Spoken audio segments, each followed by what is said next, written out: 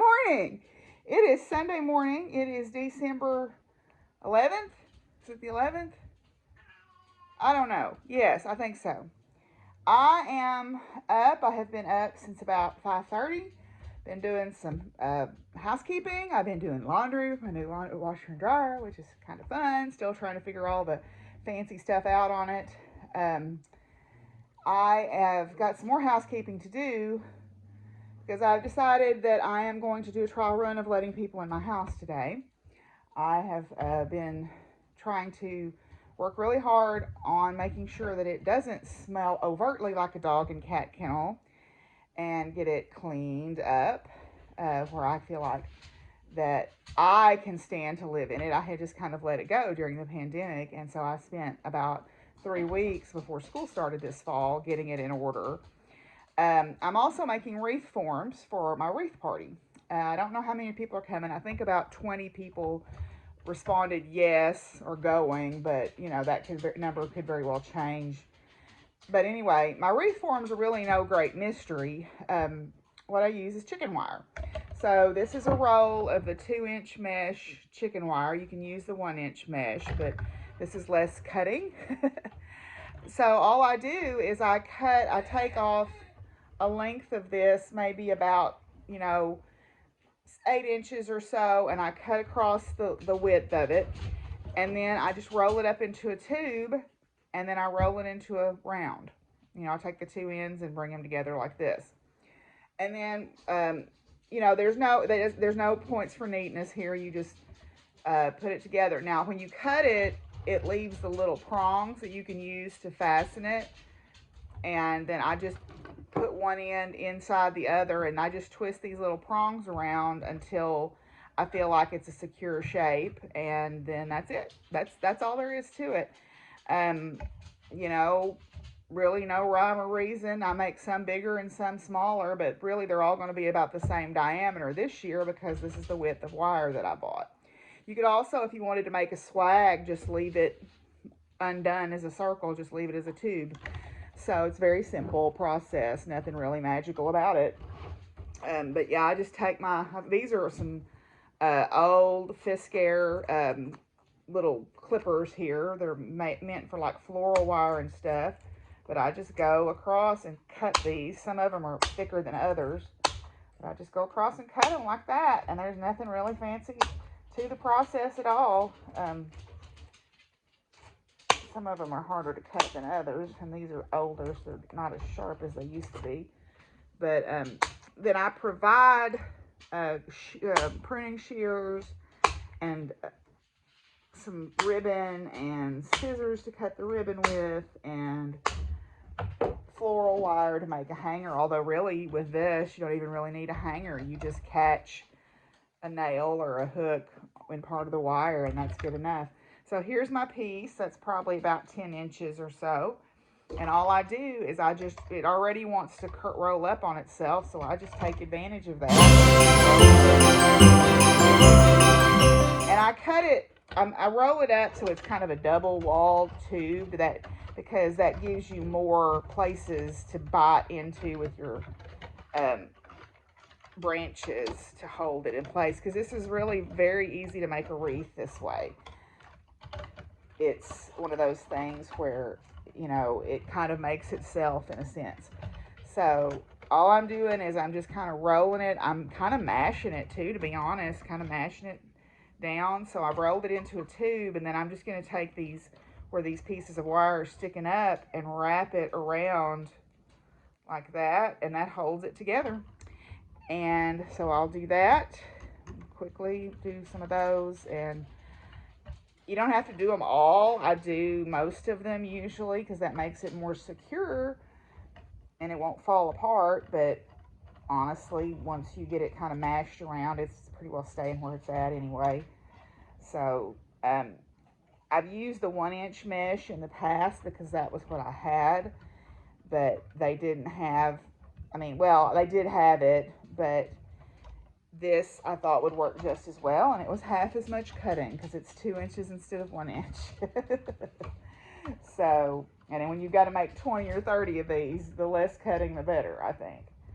So yeah, so I've just wound this around where I've got the tube in. I got the little tabs just wrapped. All I do is just twist them around the wire and just keep going. And I don't even really worry about tucking them in. I probably should be wearing gloves to do this, but you know, I like to live on the edge, I guess. Then I take my two ends. One of them is, you know, one of them I'll mash down so it's smaller in diameter than the other one. Twist that around, and then I take the two ends and I tuck one end into the other, and I take the little pieces of end wire there, or tabs, or whatever you want to call them, and I wind the two ends together and get that done where they don't come apart. And that's probably the place where it needs to be the most secure, so I'll take advantage of any loose ends that I see in that area to wire the two tubes together at the end points to make it most, because that's where it's going to be under the most strain, right? Because that's what's got to hold it in its shape. So I'm just going to wire all these ends down, and there you go. And then you just kind of mush it around until it's roughly a circle and get a wreath form. There you go. Very simple. See, you could make one too. So I'm going to make some more of these. Got about, this is 2. I'm probably going to make about, oh, I don't know. I told myself I'd work on them until 9 o'clock, and then I'm going to stop and clean house and finish cleaning house. And I got to feed and everything before everybody gets here. So I'm going to make as many as I can get made by 9 o'clock, up to 20. I don't know. I might just keep making them. We'll see. All right. Well, I'm making progress. I've got 12. This is my 13th wreath form. I double checked the RSVPs, and there were 15 people that said that they were coming and 20 total that said they were interested. So I'm going to make 20 wreath forms total, and I suspect that that'll be plenty. If not, I can make more when people arrive. They don't take very long to make. So yeah, I am working away on these, and we'll get these done and then get on about my other chores. So I was going to mention yesterday's performances. You know, band camp is one of those, Simon, every time I turn on this camera, here you come, is one of those things where you can pay what kind of pay as you can thing.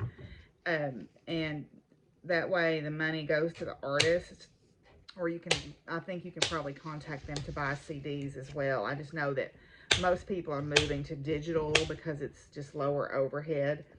But I was going to say, one of my favorite songs yesterday is that song, Something About Persephone, of Krista's, because it's got probably one of the greatest lines ever in a song. And it's the idea is that Persephone, the Persephone myth, has been taken over by the patriarchy, in the sense of that Persephone was this weak little thing and she didn't know what she wanted. And Krista's like, I don't believe that. I think she probably loved Hades, and because he was a bad boy and not acceptable to polite society, then they turned it into something, you know, the world turned it into something ugly. And she's got a line in that song that I quote over and over when I'm talking to people, because I think it's just amazing. And it's, what the world hates more than anything is a woman who knows her own mind. And I'm like, oh my God, I need to get that tattooed on me somewhere or something. I love that line so much. But anyway, I wanted to mention that. But Bandcamp is a place where you can support independent artists, and you pay, you know, what you can basically for the tracks. Now, you can download it, but there's some players, like I'm pretty sure, I think Apple products will not put it into iTunes, but that's okay. Bandcamp has an app you can put on your phone, and you can play it from there. Or if you're using other forms to play music, you can download the tracks so you have them. And it's a cool place to go and support the musicians, and they can upload directly as they produce the music to Bandcamp. So I just wanted to make you aware of that. I know that like the Old Gods of Appalachia music is on there too. So It's a great place to find new artists also, and I like supporting musicians or any artist. That's why I like going to things like yesterday, because I think it's important to support makers um, in their creative process. You know, these people are trying to make a living in some cases as being these artists, and they hustle. I mean, a lot of these people hustle. They travel a lot around to different shows, like Kristen Lewis were talking about going to all these different events, you know. And what frustrates me, and y'all, some of y'all will remember this, when Countess Ablaze did the yarn for the Tits Out Collective, it was about exposure. Oh, we'll pay you in exposure. Well, no, exposure doesn't buy gas or pay for food, you know, or pay your bills. So, you know, I think artists should be compensated for their work fairly, and trying to pay them with exposure, or saying, oh, we'll do this one for free and you can sell things or whatever. That's baloney. Don't invite them if you can't pay them, right? I mean, I realize that sometimes attendance at events is not what the organizers expect, but you shouldn't be paying your headliners or your musicians or your artists out of what your door take is. You should have a plan for that ahead of time, right? They didn't sign up for a percentage of the door, okay? This is not Van Halen in 1990, right? You know, you need to pay artists for their creative process, you know, or we won't have artists anymore. So I've always been very passionate about that. I've worked for musicians for, you know, off and on for a long time. That's all through graduate school, and even beyond. I was the booker and the travel partner to a musician, and also made her clothes. But we traveled, and you know, these places, I realized that sometimes if you try to book into a corporate place, like a bookstore or something that's corporate, they have fixed amounts that they can be paid, but you should always pay people if they're coming to pay, you know, to play. You shouldn't expect them to do it for free. So, unless they offer. I mean, if they offer, that's one thing. But, you know, if you're asking them to come into your event, they should be compensated. You know, and yeah, it sucks as the event organizer if your people don't show up like you expect them to, but that's the breaks, right? But anyway, so I am going to keep making wreath forms here. I have got 14 done. I'm going to make 20, so that'll be a good start. Then I've got to go out and get the tables and everything, well, the table set up, and get my box. I know where my cutters are and everything, so that's nice. Get all that outside and get set up for people to come. And yeah, so yay, wreath party. Okay, I'm all set up. I've got my makeshift table here with my box of tools and some ribbon, and that's a box of glue guns. And in my toolbox, what I do at the end of the season with when they put gardening stuff on sale is I pick up gloves and I pick up pruning shears, because that's what I use for this. There are several pairs of pruning shears in here. There's glue guns. There's some gloves, not many, a couple of pairs in case somebody forgets them. And so then over here on the back of my old car, I've got my two baskets of my 20 wreath forms, and then this is the table where we all work. So I'm going to go ahead and make mine, because it's not even noon, I don't think, yet. So I'm going to go ahead and get one made before everybody else gets here, I think. Okay, so I thought I'd show you my process here. It's very simple, really. The geese are going to honk every time I talk. Anyway, so I've got my wreath form. I've gone over to the pile of trees and I've cut some pieces with some bigger chunks on them. And what I'm going to do is I'm going to cut these chunks into smaller bits, and I'm going to stuff those inside my form as sort of my foundation. So you literally are just cramming it in there like that. Okay, so you just kind of go around, and I usually work one direction or the other. I usually turn mine counterclockwise, being left-handed. So I'm just cramming those inside the wire, and then that will give me a foundation to build on.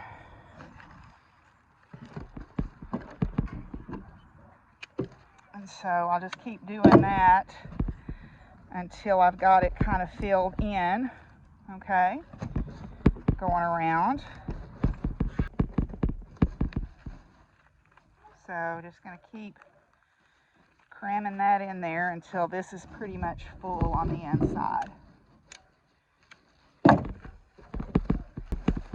And it doesn't matter if some of it sticks out, that's okay too.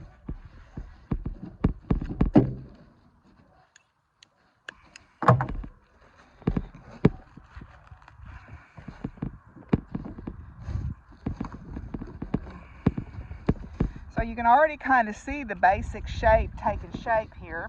So now that I've got it filled in, what I'm going to go do is select some smaller stemmed pieces to start filling it in.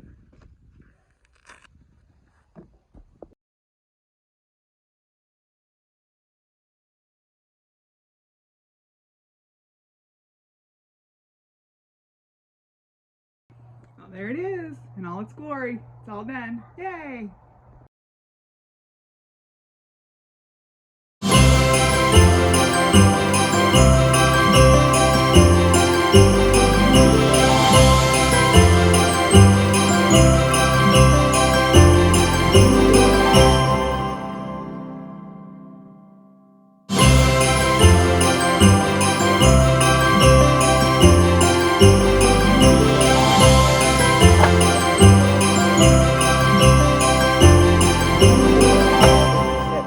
Gates of hope and change for a new, just, and inclusive world. We welcome in the element of air with its knowledge.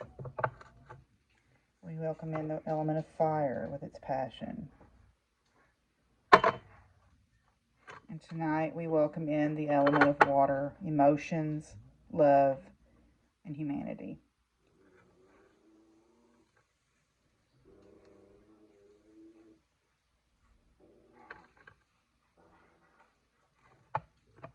We call upon the name of the divine ones whose name is love. And we all join together and walk through this gate to a new, better, inclusive, and loving reality.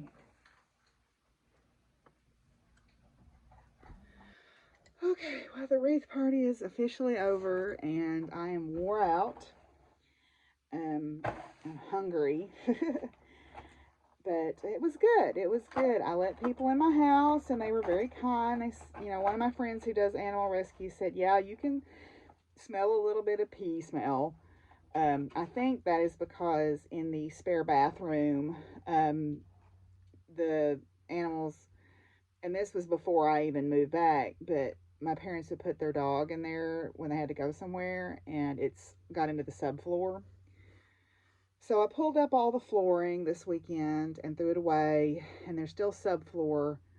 So I put some of that Nature's Miracle stuff on there, and I've ordered impulsively 3 filters. I ordered 2 large room HEPA PET filters and 1 small room that I'm going to put in my bathroom, because the way the bathroom remodel got fouled up is there is an open wall between the 2 bathrooms, and I think the smell is seeping in from the other bathroom into my bathroom.